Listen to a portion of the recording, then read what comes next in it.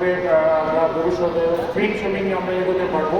এই ব্যাপারে আমরা ইনশাল্লাহ আগামী কিছুদিনের মধ্যে আমরা একটা দিক নির্দেশনা দিব।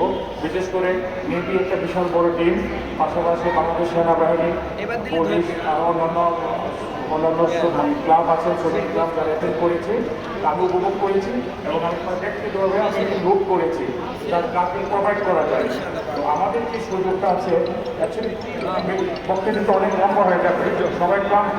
আমি শর্টকাটই বলছি যে আমরা একটা শর্টকাট আমরা একটা ইভেন্ট করতে যাচ্ছি, এখানে ট্রেনিং প্রোগ্রাম করবো, ইন্টারন্যাশনাল থেকে কিছু ট্রেনার আসবে এবং আমরা এখান থেকে বাছাই করে আমরা বাংলাদেশের বিভিন্ন প্রান্তে কিছু ক্লাব করবো।